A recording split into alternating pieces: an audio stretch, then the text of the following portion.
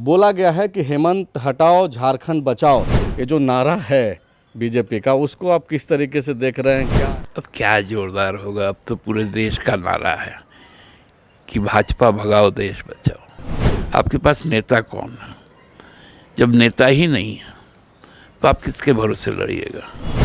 अब भाड़े का टट्टू से कोई चुनाव थोड़ी जीता जाता है। संथाल का जो इलाका है उसको मुख्यमंत्री हेमंत सोरेन बदनाम कर रहे हैं, भ्रष्टाचार का केंद्र के तौर पे जो है उसको बना रहे हैं। और देखिए, बीजेपी के अंदर में कोई हमला नहीं है, देह बचाना है। अब ये लोग गर्मी में भी कंबल ओढ़ते हैं। मुख्यमंत्री हेमंत सोरेन इन दिनों खतियानी जोहार यात्रा कर रहे हैं। राज्य भर के अलग अलग इलाकों में वो जा रहे हैं और मकसद यही है कि झारखंड मुक्ति मोर्चा और महागठबंधन को मजबूत करें। लेकिन बीजेपी ने एक नारा दिया है। देवघर में जो प्रदेश कार्य समिति हो रहा था और उसमें बीजेपी ने एक स्लोगन दिया है जिसमें बोला गया है कि हेमंत हटाओ झारखंड बचाओ। दरअसल प्रदेश कार्य समिति की बैठक के जरिए बीजेपी ने कई गंभीर आरोप लगाए हैं और संथाल के इलाके में जो ये बैठक हुई है उसके कई सारे मायने हैं। बीजेपी को लग रहा है कि आने वाले दिनों में वो मजबूती के साथ खड़ी हो जाएगी और झारखंड में हेमंत सोरेन को अपदस्थ करने में जो है वो सफल होगी। हमारे साथ हैं सुप्रियो भट्टाचार्य, झारखंड मुक्ति मोर्चा के महासचिव हैं, बड़े नेता हैं। दादा, ये जो नारा है बीजेपी का, उसको आप किस तरीके से देख रहे हैं? क्या आप लोग असहज हो गए हैं इस नारे के बाद? आपको लग रहा है कि भाई बीजेपी अब ज़ोरदार तरीके से आप लोगों पे हमलावर होगी? अब क्या जोरदार होगा, अब तो पूरे देश का नारा है कि भाजपा भगाओ देश बचाओ। तो ये जब लोगों का, पूरे देश का जो ये मिजाज बन रहा है, जो लोगों में जो कुंठा है अब इस भाजपा की नीतियों के साथ में, उसमें भाजपा हमको लगता है कि बहुत प्रासंगिक नहीं रह गई है। और ख़ासकर जो संथाल का इलाका है, चूँकि आदिवासी मूलवासी का इलाका है, वहाँ भारतीय जनता पार्टी को, ठीक है आप राजनीतिक दल हैं, आपके पास में संसाधन हैं, होटल वगैरह आप कर लिए हैं, अपने पैसों से कार्य समिति की बैठक भी कर लीजिएगा, लेकिन उससे कुछ फ़र्क पड़ेगा नहीं। आपके पास नेता कौन है? जब नेता ही नहीं है तो आप किसके भरोसे लड़िएगा? क्योंकि जब भी युद्ध होता है तो एक सेनापति तो होना चाहिए। अरे कई नेता हैं, बाबूलाल मरांडी हैं, अर्जुन मुंडा हैं, रघुवर दास हैं, इतने सारे नेता हैं। आप कैसे बोल रहे हैं कि नेता नहीं है भाजपा में? अब आप बताइए, आप जिन लोगों का नाम बता रहे हैं, बाबूलाल मरांडी जी को तो लोग विधायक दल का नेता अभी तक बना नहीं पाया। तो विधायक दल के नेता तो हैं भाजपा के, वो कहाँ से होंगे? जेवीएम के टिकट पर चुनाव लड़के आए थे, उनको चाहिए था, यदि उनके अंदर में ये कॉन्फिडेंस रहता कि हम भारतीय जनता पार्टी के विधायक दल का नेता बनेंगे, तो उनको धनवार से इस्तीफा दे देना चाहिए था, भाजपा का चुनाव छीन ले लेना था, वहाँ से चुनाव लड़ लेना था, जीत जाते, विधायक दल का नेता बन जाते। अब भाड़े का टट्टू से कोई चुनाव थोड़ी जीता जाता है। ये जो आप शब्द का प्रयोग कर रहे हैं, क्या ये खींच है जिस तरीके से भाजपा यूनाइट हो रही है? क्या उससे आप लोग डर रहे हैं कि आप खींच करके इस तरीके का शब्द का उपयोग कर रहे हैं? आप देखिए, हम तो आपके ही माध्यम से, जो संवाद माध्यम से जो ज्ञात हुआ है कि भाजपा में एक लाचारी है कि अब उनके कोई प्रवक्ता भी प्रेस बयान नहीं देते हैं। बाबूलाल जी पहले रोज़ ट्वीट करते थे, कहाँ गया उनका ट्विटर? जो हैंडल करता था वही भाग गया।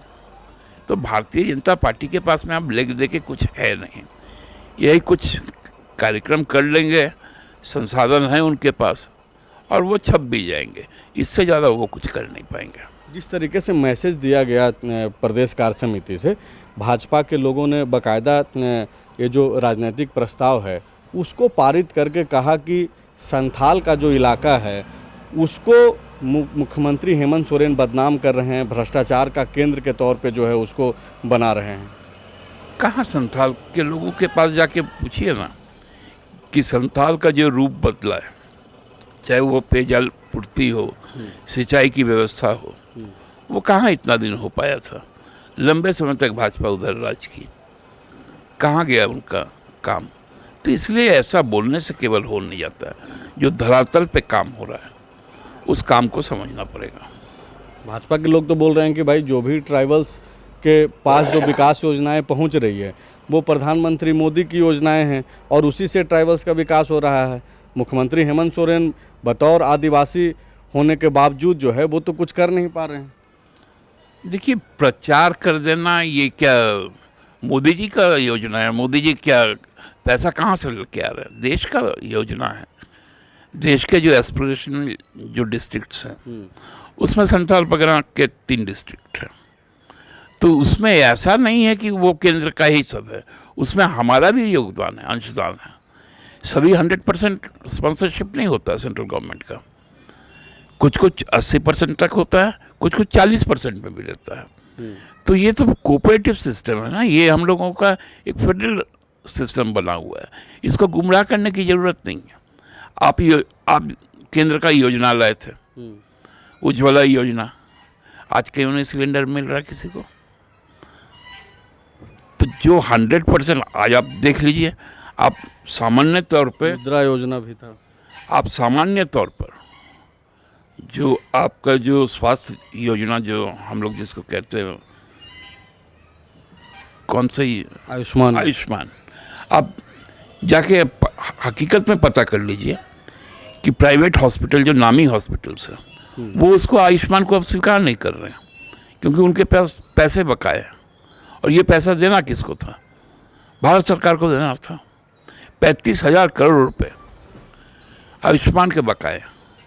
तो इसमें अब केवल और केवल सरकारी हॉस्पिटल आयुष्मान पे काम कर रहा है। तो ये सब जो चीज़ें हैं जिसमें ये लोगों का आयुष्मान हमने कर लिया, उज्ज्वला हमने कर लिया, मुद्रा हमने कर दिया, अरे भाई क्या कहाँ लोगों तक पहुँचे बेनिफिट, तब तो बताया कि बेनिफिशियरी कौन है। अच्छा दादा, चूँकि 2024 में नेक्स्ट ईयर जो है लोकसभा चुनाव में जाना है आप लोगों को, सभी लोग जाएंगे, विधानसभा का भी चुनाव होना है।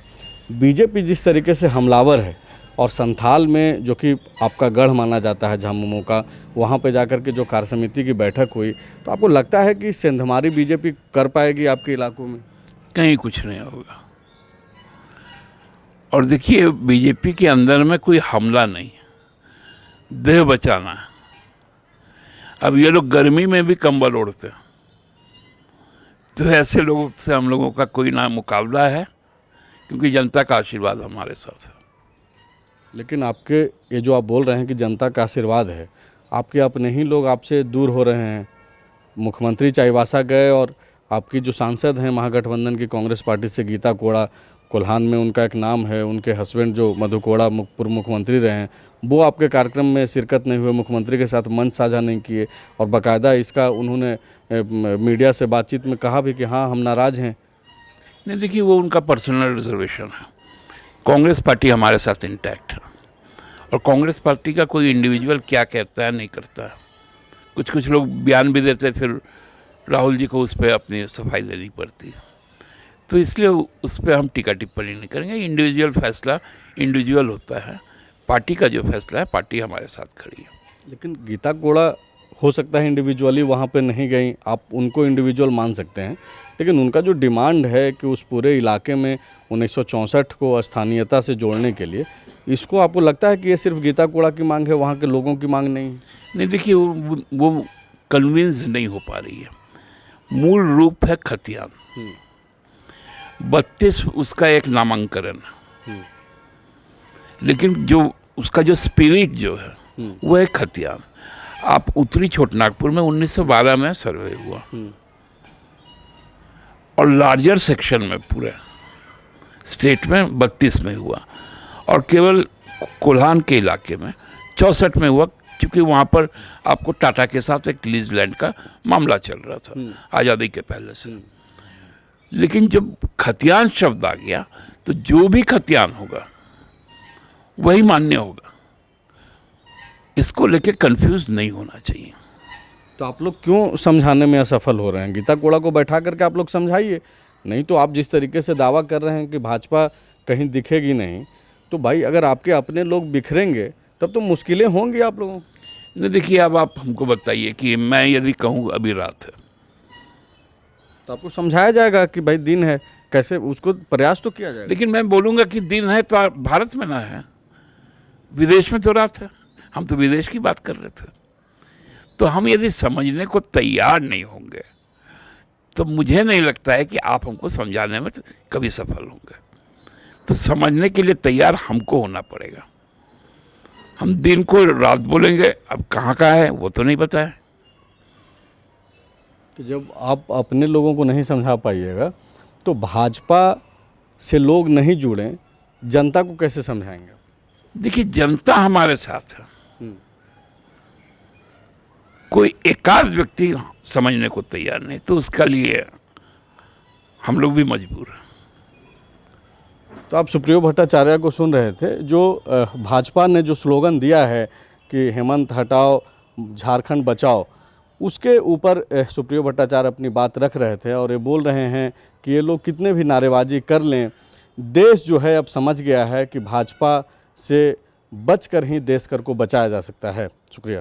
बायोम सालों से मेडिकल एग्जाम प्रिपरेशन के लिए झारखंड में है सिर्फ एक नाम, बायोम, जिसने दिए हैं highest number of selection from Jharkhand in NEET 2022। और अब बायोम लेकर आए हैं नीट 2023 में अपीयरिंग स्टूडेंट्स के लिए सुनहरा मौका। ज्वाइन करें 4 months crash course starting from 9 January 2023। Enroll now. Biome, a leading institute for pre-medical exam. thefollowup.in. Like, share, and subscribe. www.thefollowup.in